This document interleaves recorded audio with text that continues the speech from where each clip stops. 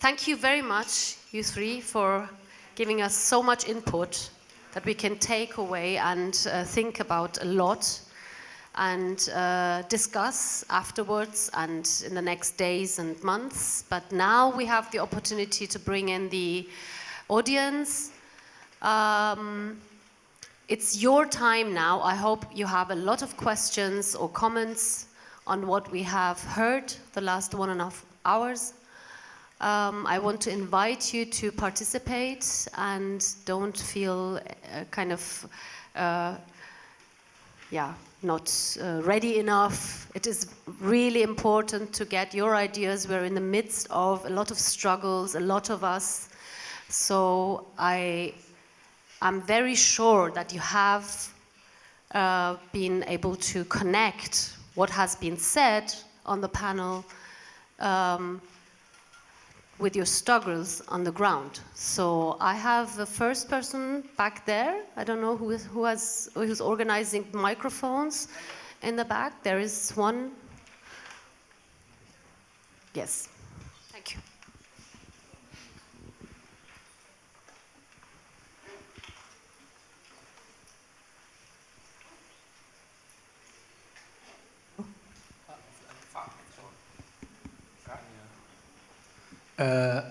Thank you for also mentioning culture in this aspect. But I have a bit of a difficulty with this sometimes. In one way, there is a cultural deterioration and what teenagers call brain rotting.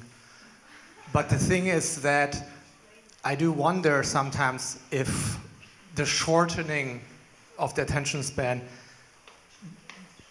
if the answer to this, and I often see this with coming from memes, that like the answer to it is to still be long in form on writing, but rather maybe adapt the formalism of our opponent to just get the boot into the discussion. Because we have to meet the people where they're at right now, and unfortunately they are how they are.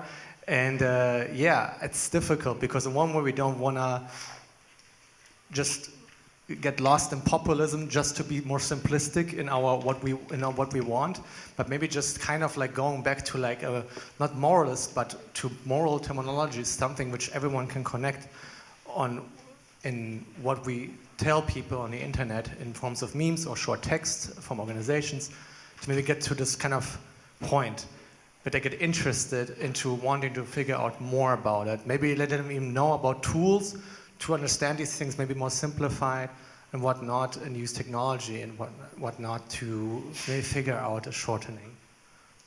But I mean, yeah, I feel like it's difficult to, I feel like a lot of comrades kind of want a different kind of audience when we have. So what would you say? Is the solution to even simplify what we want not more and moralize it, even popularize it? Or do we just try to attract people who already kind of speak our language or in our level of language?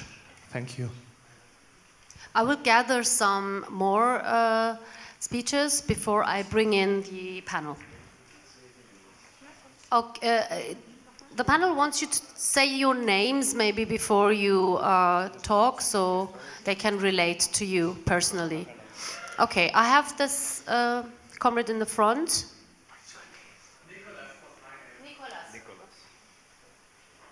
Hey, I'm Flipper, and thank you very much for the very informative talks. I've been wondering, because there was much talk about like the bourgeois order in general and how fascism is very interlinked with it. And in this sense, like how relevant is the question of like the first in the 20th century created Einheitsfront strategy, and who would be the forces we can consider as allies in our struggles right now?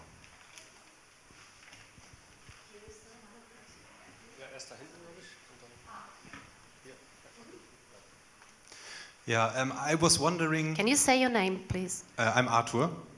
I was wondering in some of the speeches where our class I can find, because I've heard a lot about the ruling class and what they do and what their strategy is, But I learned from Marx that history is a class struggle, and it's not the history of the ruling class, and we are sitting and watching what they are do and which form of ruling they will choose. So that's a bit a question to you. Where is our class? And I find it especially interesting the first time a person mentioned the not so irrelevant fact that it was possible to overcome fascism in 1945. So my question is, how is it possible that there was this anti-Hitler coalition, and why didn't the Western capitalist states go with the Nazis and go to the Soviet Union? So my explanation would be that there are very potential peoples in all the states that made it impossible for the ruling classes to go and crash the Soviet Union. So I think we can learn much from that, and that is also my question to Vijay. You said that we have to rescue culture.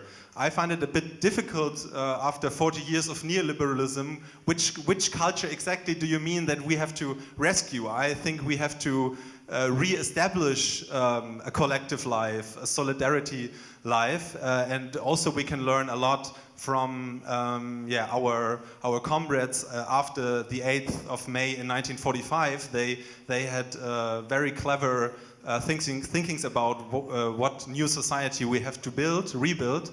And yeah, I think that this culture is very interesting to new think and to re-establish, because that last point, I think here are many people that can very radically oppose capitalism and scream against capitalism, but the culture of our everyday life, I think, is very much liberalistic, because that's the individualistic life we were born in, and we have to re-establish other meanings of life than make a career, get a family, and so on. So we have to be more radical in this cultural way, an anti-imperialist culture of everyday life. What do you think about it? My name is Victor. I have an addendum to the question about culture, especially the question of how to bring reason, to make reason part of the discourse for people who don't read a lot, who are not into academia. And my question has to do with the impact of artificial intelligence, which for me, as someone who deals with students, is an absolute nightmare. It's an obstacle to all kinds of communication. So I'm really interested in what ideas you have on how to deal with that. Thank you. Maybe we have another one here in the front, and then we continue. Hier? Alex, Na, jetzt müsst ihr euch einigen, wa?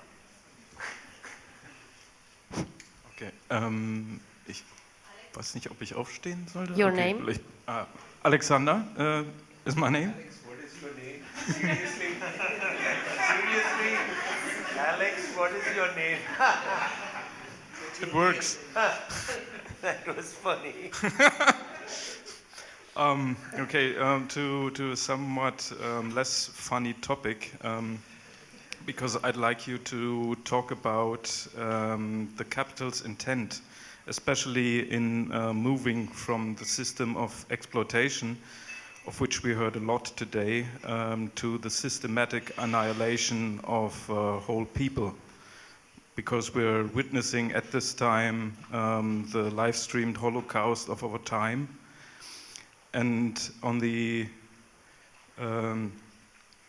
side of characterization of genocide is always the question of intent. So if we suppose that imperialism and fascism are necessary progressions of capitalism, coming out of their seeking of absolute monopoly, so where is then, or how would we conceptualize the relation of capitalism and genocide? Ich will euch vielleicht auch ermutigen, Fragen auch auf Deutsch zu stellen, wenn ihr wollt, im Übrigen. Ja? Also wir haben eine Übersetzung, das ist schon in Ordnung. Aber bitte. Stimmt, sorry, das habe ich vergessen zu sagen. Sorry for that. So you want to answer? You just tell me. Maybe we start with you, Jürgen, and then we just go through the panel. Okay. Ich schnapp mir nur einen Punkt raus, der allerdings häufiger genannt worden ist, das Topic der Moral.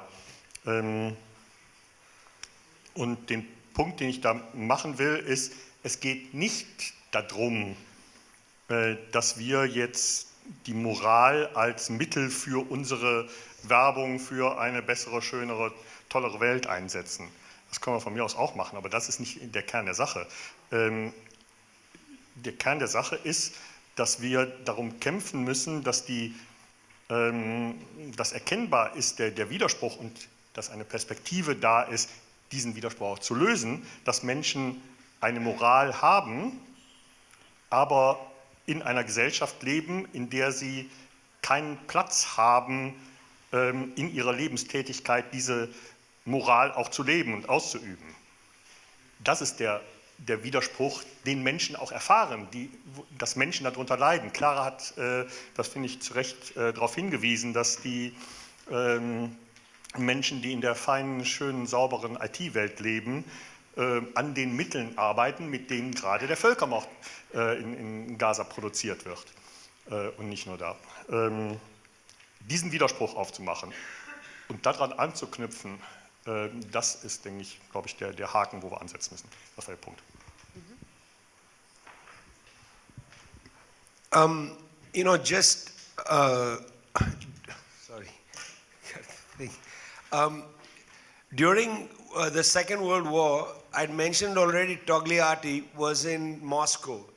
And in Moscow, he gave a series of lectures to the Italian communists who were there. It's actually an interesting book, Lectures on Fascism.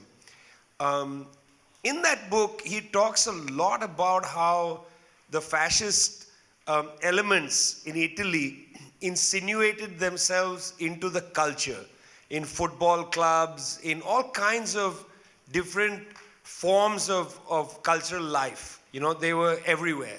And he argued that the anti-fascist forces, whatever our class is, you know, however you come up with that, different places, the class allies will be different. It's not a formula, but must enter into all forms of the culture. And in fact, despite the fact that the CIA stole the election from the communists in the 40s in Italy, they did enter and commanded a large part of working class culture.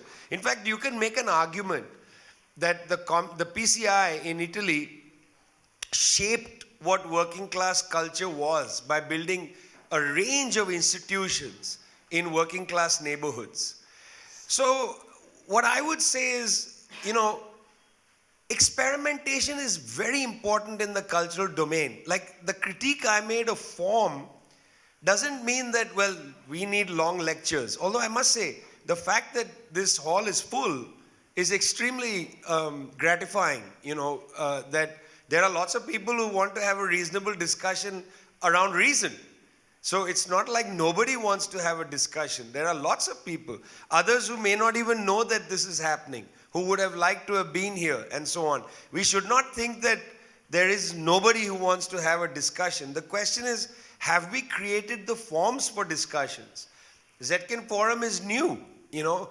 A few years ago, we started from the International Union of Left Publishers, we started Red Books Day. It first was an idea that we had in the Leftward Books bookshop one day. Let's have a festival, Red Books Day. Well, what day should we choose? We said, let's choose February 21st because that's the day the Communist Manifesto was published. Nobody remembered that, you know. We don't celebrate it. But then we announced Red Books Day. The first year we did Red Books Day, we had almost 1 million people participate. That's because 400,000 people participated in the Indian state of Kerala. Okay? But where is it in Germany? You know, what I'm trying to say is that to intervene in the culture is to intervene institutionally as well. It's not just to intervene, you know, in culture, like online or, you know, etc. It's to build institutions. May Day was a really vigorous institution for the left, which has not, it has eroded. You know, it used to be huge marches and so on. When I was a kid, Hiroshima Day was important. In my school, for instance, we were all forced to sit on the floor, and either if you were small, you made a drawing. First they told you what happened in Hiroshima, then you did a drawing, and they pinned the drawings and there was a contest. the older kids had to write an essay. And I found that very interesting. All my life I've been focused on how nuclear weapons are bad, because as a kid my whole school, and in fact in India it was a thing to have Hiroshima Day. That has disappeared. Now just 5, 6 elderly people make cranes and put it in water and so on around the world. Young people have no clue because we haven't built the institutions. So we need to be building these institutions. Publishers here, Brumiere books of Jacobin, they need to join the International Union Left Publisher. I don't know if anybody's here from there. But they need to participate in building Red Books Day in Germany. In Berlin, it should be a mass activity. Thousands of people should go to wherever, Karl Marx Alley, and sit there and read the manifesto out loud. It is so much fun, okay? Red Books Day is really fun. These activities activate people. They bring people into cultural life. Now, whether it's rescue culture or re-establish culture or whatever it is, my comrade, I don't care. The point is we need to build a culture. We have actually vacated the cultural sphere to the right. And let me just say this in closing on this point. It's not like the far-right groups don't meet all the time. I mean, in India, for instance, the far-right groups exercise in public. They have discussion forums. In Tricontinental, we have something called Tricontinental Reading Circles. This is taken off mainly in Latin America, but we recommend it here. Meet once a month, have a discussion on our dossier. Our current dossier is called NATO is the most dangerous organization on the planet. Invite some friends. 10 of you sit around, have a beer and discuss. I hate beer, but drink whatever you want. Discuss the text. That's creating and intervening in the culture. We have not been doing enough of that. Finally, just a last point on annihilation. Everything isn't related to capitalism. Like, I get frustrated when people say, well, this war in Gaza is because of the gas fields. There are lots of inherited forms of hatred and inherited forms of ideology that don't actually exist as a capitalist form. And I believe that what is happening in Gaza to the Palestinians cannot be explained merely by there's a gas field or there's this. There is an intense ideology in Zionism of having all the land. That comes from a 19th century idea that claims an earlier heritage. I don't think we need to find a capitalist logic in everything. Annihilationism goes back a long way in the past. The idea you annihilate a people. Now there are genocides, like the genocide of the Herero and Nama people conducted by the German state in Southwest Africa. That genocide was too big because the Herero and Nama wouldn't work properly. It's a little bit like the Native American genocide. They were not compliant enough. And the Germans wanted the land. They just killed them all. They wiped out these two ethnic communities, yeah? So some annihilations can be explained by the logic of economics and politics and capitalism and imperialism. But some annihilations are about racism or at least certain forms of ethno-superiority which long predate histories of capitalism. Maybe also remember the questions. Thank you. Maybe you go first. AI was a question. Maybe you want to relate to that. And I also would love you to think about more questions and intervene if you want to what has been said until now. I will try to answer to some questions because there are too many and very deep and complicated. Firstly, let me begin from the question about the experience of the Second World War and why we're talking in something like an abstract terminology of ruling classes and imperialism, etc. This is not abstract terminology, it's a scientific terminology which we have to study to understand. We are not claiming somebody talking about imperialism, exploitation, ruling class, etc. They are categories of scientific, political economy. And without understanding the way the humanity is producing and reproducing the whole conditions of its life, we will be able just to repeat propaganda stereotypes of ruling class. And even that way, we will think that we are very clever and wisdom people without talking about stereotypes, okay? For example, what happened until 45, until the victory of the anti-fascist coalition? Excuse me, but the anti-fascist coalition is not something very easy to achieve in that period. Have a look in the history. For example, have a look in what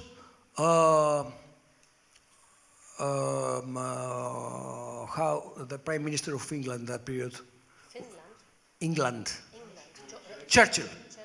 Have a look at what Churchill was writing about Mussolini and Hitler regimes. How enthusiastic he was to support them because they are fighting against that workers and those communists against Bolshevization of working class, etc. How proud he was, and how was declaring that if he was a citizen of Italy and Germany, he would be together with Hitler and Mussolini. Do you think that this is anti-fascist position? That's even more interesting how he was made president. Okay, I'll go to that. I will go to that. But we don't have to forget that all the, all the ideologisms of the classic Nazist theory or ideology and propaganda were not original. They were from the pseudo-philosophy of ruling classes from 19th century, because they used to talk about the clash of cultures and civilizations, because as a ruling class of colonialist country, English ideologists used to say that there is nothing in common between the culture of the upper human race, colonialists, and the culture of the others. Okay? This is a main element of any racism and Nazism and fascism until today. And it was born in England. It was born in Europe. France, all these racist theories are from colonialist countries, ideologies, okay? So then, what happened, for example, during the so-called civil war in Spain? Have a look at the behavior of the bourgeois states of that period. And then what happened? They used to claim Soviet Union for the so-called Ribbentrop-Molotov Pact agreement, which, let me repeat it, I know that most of you know, it was the 21st such pact agreement. Soviet Union was the 21st in all the, among all the countries of Europe, actually, who made the same pact with Germany. But they focus on that. Why? Because they want nowadays to spread the false ideology and propaganda that we had totalitarian regimes, such as communist, socialist, Soviet regime and Nazist regime, which are the same. What the hell are the same? What they have in common according to scientific history, political economy, etc. That's only for stupid people to reproduce stupidity and irrationality. And then, have a look at their behavior during the war. Until 1944, they were waiting and watching. Waiting and watching. Waiting and watching. They had they declare war against Germany, English, British, our strategic friends. They declare that they are in war with Germany. Not even a shoot against Germany until 1944, actually. Only in where? In Northern Africa. In Northern Africa, they were involved about 4,000 soldiers from both parts. In Soviet front, we had 8 or 10 million from each part. Where's the battle? They were watching because they were hoping to make the beast they have done. Have a look at the political economy of that period and investions of the monopolies in German economy of those days. Until the end, the American monopolies like General Motors were financing the war machine of Hitler. Opel, the daughter of General Motors, was producing tanks, vehicles, etc., and weapons against Soviet Union. Maybe let me bring in the audience again, because I know I am very with you, and I know it's so many different and really difficult themes that have been brought up, but I am a little bit worried because we have about 15 minutes left. And I really want to get the audience in, because they have been listening to the podium for about 1.5 hours, Just longer one actually. sentence, let me. Okay, you go for one sentence and then I bring in the rest. Dear friends and comrades, anti-fascism is good. Anti-imperialism also is good. But this is a negative goal. Be something like anti-something means that as a point of reference, you are taking what you are against too. We have to have a positive position. We have to have a positive prospect for the humanity. And the goal, I am anti-fascist, I am anti-imperialist for tactical reasons. I am a Marxist, I am a communist, and I need to cut the opportunity of parasitism of imperialism, using which imperialism is able to buy the working class in the imperialist countries. When it will be over, and the dollarization is a very important issue of that Third World War, you will see the possibilities of imperialist countries of continuing the overexploitation. And the Dimitrios, last part. You will get your next chance. German sentence. Is it? Really, the last mention. Kantian sentence. We don't have to save the culture. We have to save the humanity, the life of the humanity. You're so right. This is the imperialism in Third World War. Thank you.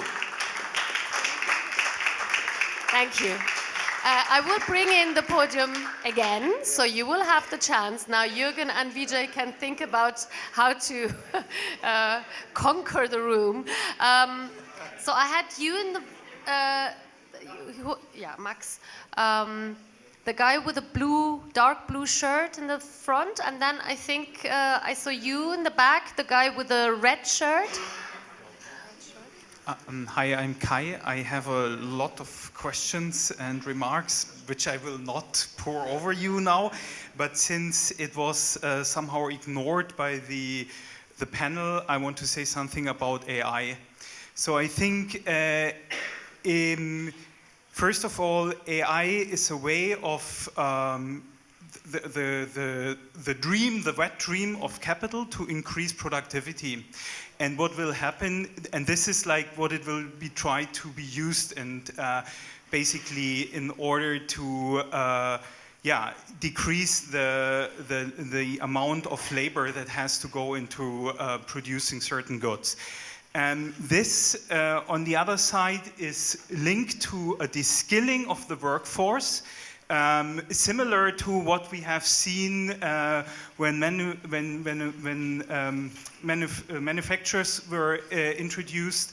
So that simply, and there was a study recently, I only saw the headline, that actually people get dumber when they use that.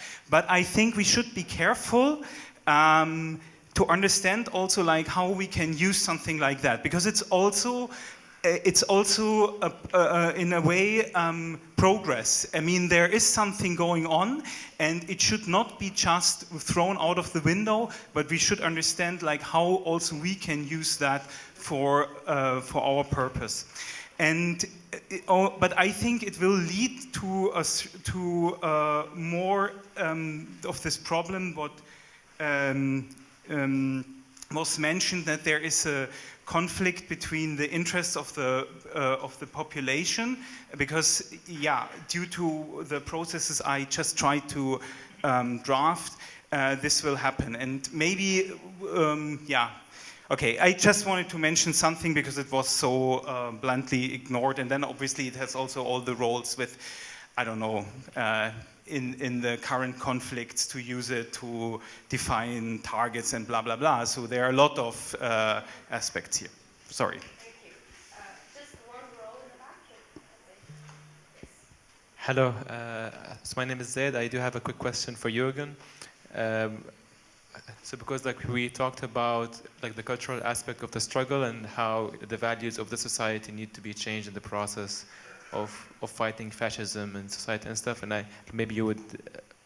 would be interested to hear about what you think about German society and how this applies here, because it is a very difficult society in these terms, and and I do have a second question about like what it actually means to be anti-fascist. I do agree with the analysis that Israel is the material form of imperial fascism that is so hateful, and like fighting it is per definition anti-fascist struggle. Again, but would you be able to apply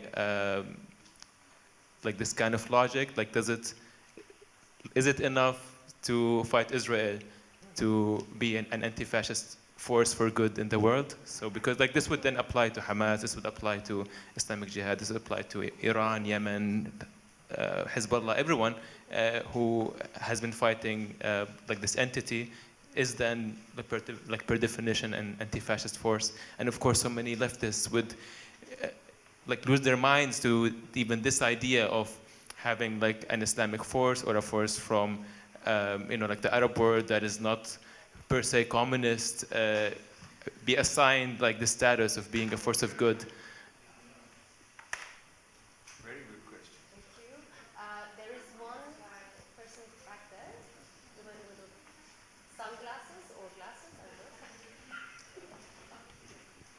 don't know. Hi, I'll try to keep it as short as possible. Can you tell your name? Duygu.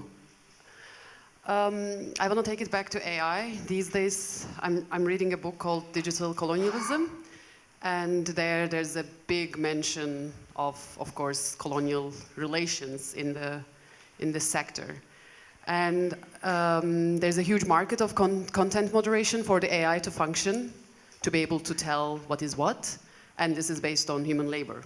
And of course, this is outsourced in all of the Southern Belt countries, Global South countries. And I also worked in content moderation for Facebook in Berlin and have a gist of it a little bit. Also worked in delivery sector, also have a gist of it a little bit, and both of these sectors are incredibly atomizing the labor and the working class. And both of these sectors are incredibly difficult to organize, and we have been trying to organize, and it's a long process, and the machine is big, and we are being swallowed each time when we are at the court, trying to get the little bit of any of our rights. And this is happening in Germany, and I cannot even imagine what's happening in other countries. So what are your insights? How is a unity possible in the era of atomization? Thank you. I will take some more voices from the audience. There is in the back the guy with the blue shirt from my, yeah? Yeah? Okay. Hello, my name is Orijit, and thank you so much for this long presentation or conversation. It's just that as it was long, I think I also deserve, or we also deserve a long response. And I will just start by a very simple observation that we looked at a lot of things and we tried to understand this understanding of fascism from different perspectives. But I would go back to something that Vijay was trying to say regarding that this question of progress and questioning Asia from that. I'm going back to culture and going back to a Japanese cultural theorist called Okokuro Kozuko, who is much more known as Okokuro Tenzin in the global context. And he sparks a debate saying that Asia is one and not dividing Asia into subcategories. So kind of extending from there, how do we negotiate this understanding of ethno-nationalism and collaboration between fascism, and how ethno-nationalism engages with a capitalist fascism? And along with that, I extend this question by further kind of debunking what Vijay was arguing, that no, there are no good philosophers in right or far right. Let's look at somebody like Sai Deepak. You know, someone who is a very prominent ethno-nationalist, hyper right-wing philosopher, Walter Mingle, who apparently writes about his book's preface and talks about the decolonization of the indigenous. So how do we look at the decolonization of far right, which also appropriates these struggles from the world for a Europe for Europeans slogan, very specifically in as we are sitting in Germany, where we have groups like this. And I would cut my argument or questions short by saying that culture is very important. Even before understanding human rights, we cannot ignore culture. That's the fundamental understanding of a Marxist philosophy or Marxist future. So how do we negotiate with capitalist realism that Mark Fisher kind of proposes? How do we engage or negotiate these positions? Yeah, I would just leave it to that. Thank you so much. Thank you. Hello. Thank you very much. Tell us your name. My name is Mohtashim. And may I ask one stupid question? Actually, often I come in discussion with my comrades who often said, hey, if we have more artificial intelligence, machines are taking our job, there will be unemployment. They are afraid of unemployment. And I think it's good. I mean, unemployment not, but if the machines are taking our jobs, this is what we want, that machines do our job, right? I don't need to wake up early in the morning to drag my things to other places, right? So that's why I think that if there are the unemployed people, I think there is a lot of proletariat, bigger, who are not part of this petty bourgeois, who are unable to enter into this petty bourgeois class. So why it is dangerous? Or thank you. Okay, I'll go for one more. Please put up your hands. I'm not sure if I can see everyone. Yeah, sorry, I think you were in the middle. And yeah, I'm sorry, because we are now reaching 9 o'clock, and then I want to give the last words to the podium. Hi, my name is Jonathan. I am a student at the University of Frankfurt, and I have a question which kind of inverts the one that the comrade before me asked, namely, what does internationalism actually mean from a left perspective? So how do we promote right now, when the right is increasingly gathering their people, conferencing or conferring on in Madrid and having all these big events and networking and everything? What does it actually mean for us as a left forces to promote amity and friendship between people right now, when there is so much talk about preparing for war and all this militarization going on? This question is especially or we are especially concerned at the universities right now with this question because in context of this militarization and securitization of science also, collaborations are being cancelled. So, for example, with Russia, people are not from Germany institutionally allowed to uphold scientific collaborations anymore, and I think this is very harmful for the friendship also with our fellow Russian people. Yeah, this is just one example, but what could this also mean culturally to promote the friendship between peoples right now? Okay. Let's start this time with Dimitrios. Three? Oh, okay. That's a tactical kind of proposition. Yeah. Go on then. You're scaring me. Okay, I say let's just go round the other direction. So you start first, and then Vijay, and then Jürgen. Yeah. Okay. I think it's good when Jürgen finishes the podium. Okay. AI is a very important issue. And it's a very important issue not only from the point of view of the engineers and the specialists, but it's a very important issue from the point of view of epistemology and philosophy of science. What are the abilities of developing of the production of knowledge and reproduction of knowledge? For example, in a unified society of the future, for all the scientists, it will be very important to have a databasis for summarizing the achievements of all the scientists of all the sciences all over the world. And the AI is the first technical possibility of the humanity to do that. It's another issue what they are doing in capitalist system with any new knowledge and technology. It's another issue, special issue. We can't develop that issue here. So, I'd like to focus on the next question. About the culture. When I talked about the survival of humanity, that don't mean that we have to ignore culture. And culture is not only art.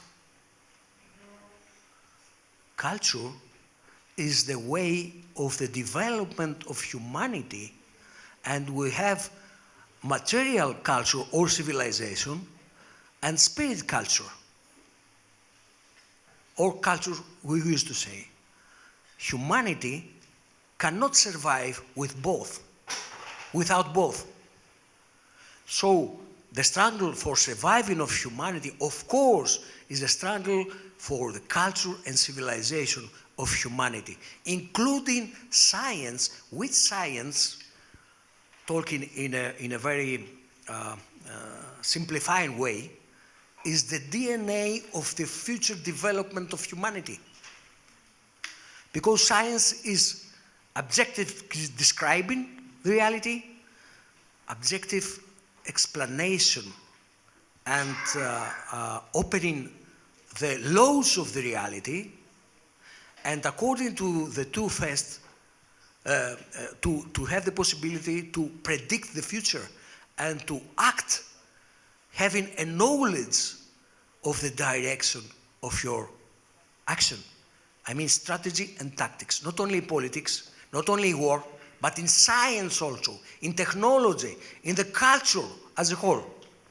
So, and there was a very interesting discussion about, according to your questions, about decolonization. Excuse me, but nowadays, we have to have a scientific approach to each word. Why? I'll give you an example.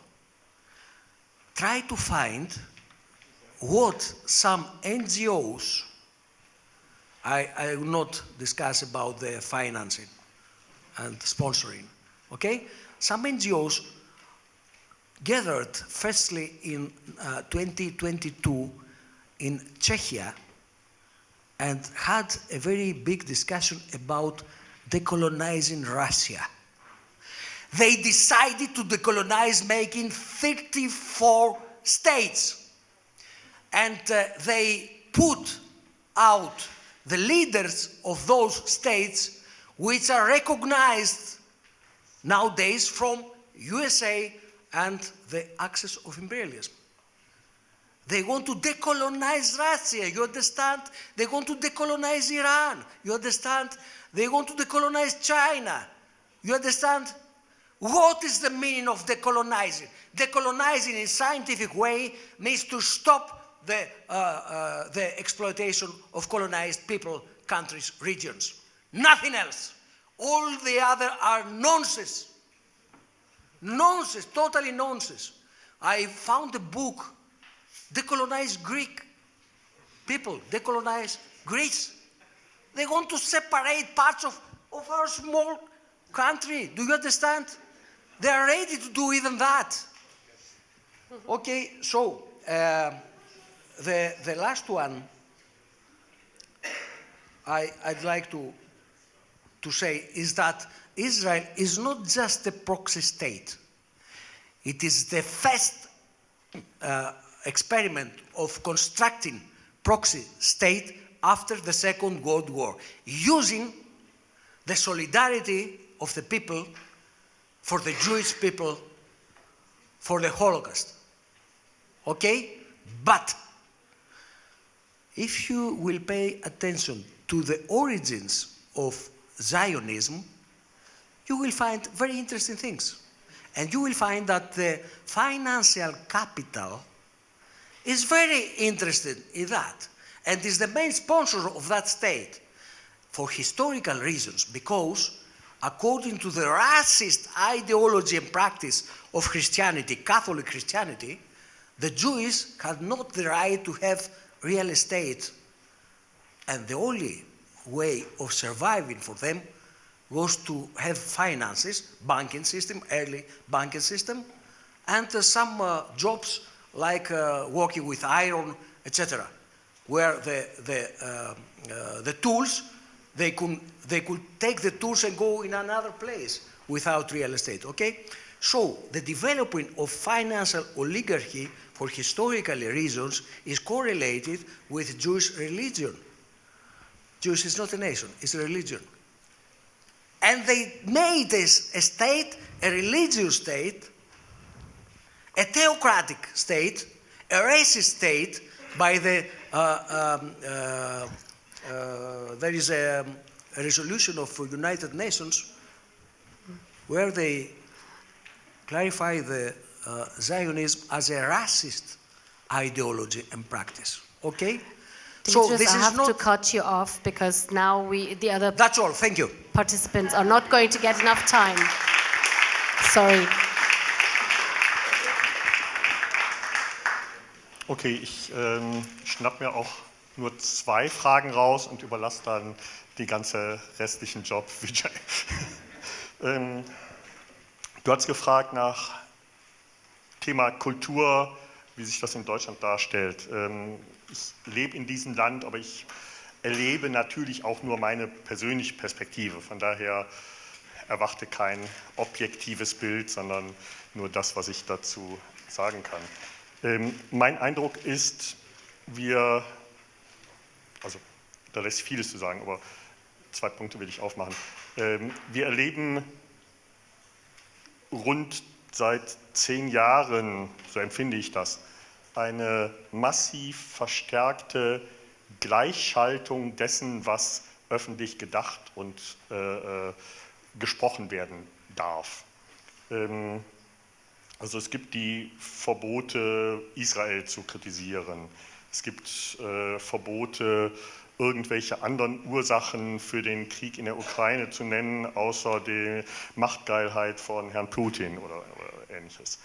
Und diverse andere solche Sachen, die massiv einschränken, die bis hin zur juristischen Verfolgung reichen, und Vereinsverbote damit begründet werden und so weiter.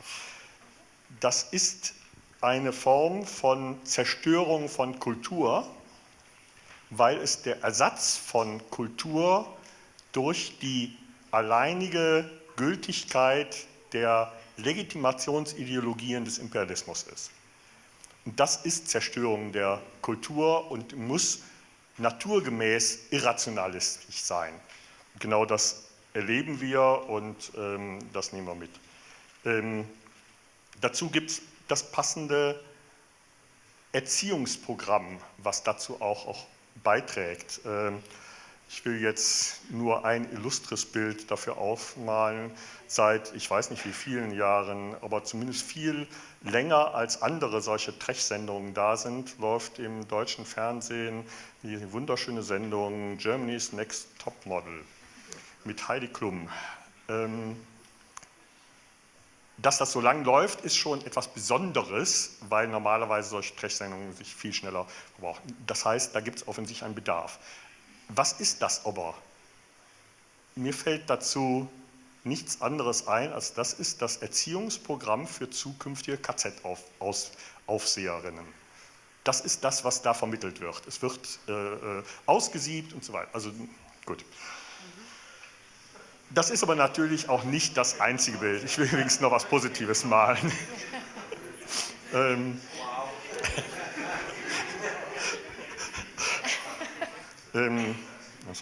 Ich war vor 2 Wochen über Pfingsten Festival der SRJ, eines linken Jugendverbandes. 2000 junge Menschen da, auch noch ein paar ältere. Dort wurde von Jugendlichen selbst organisiert ein Fest, ein Wochenende auf die Beine gestellt mit vielen Vorträgen, mit Kulturbeiträgen, und das wurde eigenständig von denen organisiert. Das ist eine Kultur, auf die wir bauen können und die eben auch in Deutschland trotz allem immer noch möglich ist. Den zweiten Punkt, und das geht eigentlich dazu über, ist die zweite Frage, wo ich was zu bemerken will, ist eine Frage, die in der ersten Runde angesprochen wurde, nämlich die Frage der was sind denn unsere Allies in Struggle, mit wem können wir denn kämpfen? Meine Antwort darauf ist, das sind die Menschen, die Bedürfnisse haben, die Interessen haben und die erkennen, dass sie diese Interessen nur gegen die herrschende monopolkapitalistische Klasse durchkämpfen müssen. Und das ist erreichbar.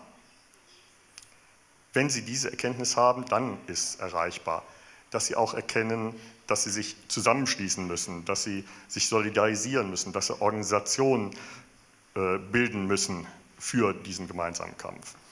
Und das ist die Grundlage auch dafür, dass Sie dann den Grund haben und erkennen, dass Sie diesen Kampf auch dann führen müssen, wenn die herrschende Klasse mit rücksichtsloser Gewalt genau das unterdrücken will. Das ist die Basis für antifaschistischen Kampf. Und eine andere davon, die können wir uns herbeiwünschen, herbeisehnen, herbeireden, die wird aber dadurch nicht kommen. Es ist die Grundlage davon, dass Menschen erkennen, was sie für Interessen haben und wie sie die durchsetzen können, nämlich solidarisch mit den anderen Menschen, die die gleichen Interessen haben. Okay, Vijay. I think 5 minutes. Yeah, fine. I'm from India, so we have different clocks. It's like his one sentence. He speaks with semicolons. Okay. Firstly, you know, we should be very happy that this building isn't called Golda Meir Hall. Moshe Dayan Hall. Don't forget, this building is named after Franz Mehring. I don't know if everybody knows who he was. He was a great social democrat who moved away from social democracy, disillusioned with them during the war, became one of the leaders in the Spartacus Bund. Yeah, his comrades Rosa Luxemburg and Karl Liebknecht were killed. He held the banner high of the Russian Revolution. And the building is still named after him, despite the fact that the DDR was conquered by West Germany. They couldn't take away the names. I walked out of there, Paris Commune Alley, Karl Marx Alley. I mean, what is this? It's incredible. This is also part of the culture. It's still part of the culture, and it has to be lifted up. It's very important that we don't demoralize ourselves on this question. I mean, this is an amazing building. If I lived in Berlin, I would make sure to do all my events here and to tell people all the time who Franz Mehring was and let them know, you know, this is an amazing cultural resource in that sense, yeah? And therefore it should become the main cultural stopping point, not the other places. It's interesting how our comrades have events, you know, on John F. Kennedy Road.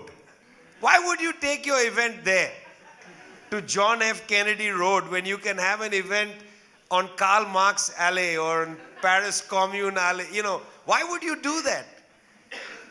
Lift the culture that still exists up. Very important task for us. I have a very mixed emotion about all technology. Even when computers came, I thought they were amazing.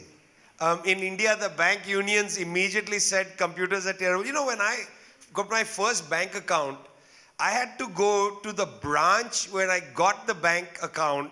They would pull a ledger out from a dusty shelf, open the ledger to my page, deduct the amount from the check, and give me the cash. I could only go to that bank branch to get my money out. Okay? That's in my lifetime, and I'm not 1,000 years old. What computers did is it allowed me to go to an ATM machine in the middle of the night and take money. It's convenient. It's not only convenient for the middle class, it's convenient for workers. You know, you work a long shift, you need money, whatever you go. So, technology is complicated. It wipes out certain jobs, it opens up other possibilities. For instance, with AI, we have started a project called Red Marks. We are building it through DeepSeek. We put all the volumes of the Marx Engels collected works in all the languages online. And you know, English is bad because Lawrence and Weishart are betrayers. They removed it from the web on copyright reasons. We are going to retranslate it using a whole AI thing and put it all back on the web. Different translation than Lawrence and Weishart. You'll have Marx back on the web by next year. Also, we put chapter 1 of Capital into DeepSeek, and we had DeepSeek produce an excellent podcast. One man with a Jamaican accent and a woman with a Ghanaian accent chatting about Capital Volume 1, Chapter 1. We need to use whatever technology. Have you read the manifesto? Marx and Engels write, the workers must use every technology, the wireless, or whatever it was, a telex. I've forgotten the exact thing they mentioned in 1848. Whatever the hell it was, they said use every technology to expand and fight in the battle of ideas. So look out for redmarks.org, coming to you soon from artificial intelligence. Okay? We got to use every tool. You see, I want to say, it's a long thing I want to say, and I know Francisca wants us to leave because she's standing right in front of me and it's scaring me a little bit. But you see, the thing is, we have to appreciate, it takes hundreds of years to develop a dynamic bourgeoisie in a society. It takes hundreds of years. It takes a big struggle. In most of the colonized world, bourgeoisies did not develop. There was no attempt, there couldn't be a bourgeoisie developing in India. The leading political force in India was not the bourgeoisie. It was the anti-colonial mass struggle, which was not led by the bourgeoisie. It was a coalition. So the first government we had of Jawaharlal Nehru was not led by bourgeoisie. They had to, in fact, inflict on foreign capital penalties to grow a bourgeoisie. It was like List's infant industry thesis, to create tariffs and subsidies to help a bourgeoisie grow. But it's not a bourgeoisie in the cultural sense. It doesn't command the culture. Same in Iran. You know, you can't just create a bourgeoisie like this. So when Western leftists say, oh, this country is authoritarian, they don't understand anything of world history. They think the whole world is France. They don't understand that in Burkina Faso, for instance, bourgeoisie is not going to develop under French colonial conditions. What develops is a little comprador French-speaking section that looks to Paris for orders. That's why you have a military coup trying to push a patriotic agenda. It happened with Sankara in '83, and it happened with Ibrahim Traoré in 2022. That's the reason it happened. In our societies, bourgeoisies don't have the complete history that they have had in other places, where also, by the way, they collapsed when put under pressure. If it was up to me, Vijay, I would let you talk the next 10 minutes, because Max is also scaring me from that point of view. But just let me just finish this point take very quickly. two or 3 minutes for you, yeah? Okay. But let me just, one sentence. It's just one sentence. No problem. Okay, I'm with you. So what happens in these societies where the bourgeoisie doesn't have a kind of cultural hegemony? You know how Gramsci talks about a cultural, it's incomplete hegemony.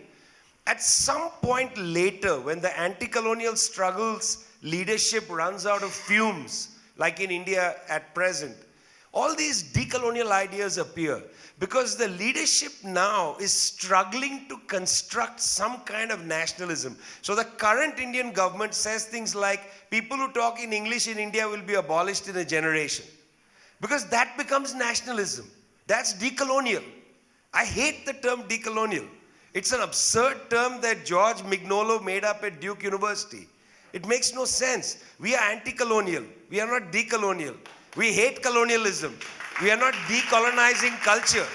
Yeah, it's in a way a right-wing manifestation now of taking some fragments of ancient culture and pretending that you are the flag bearer of nationalism. That's what's happening in many of our societies, because the bourgeoisie is, in one sense, and I'm using a very strong word, is inauthentic.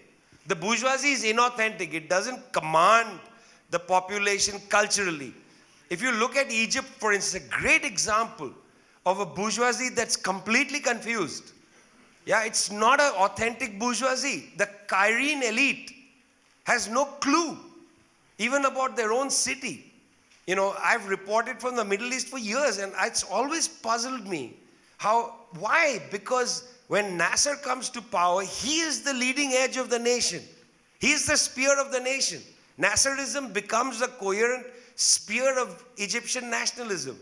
When Nasserism runs out of fumes, then you're left with nothing. Egypt currently has no national project. That's why it has to return to Sisi, who's a tired replica of Mubarak.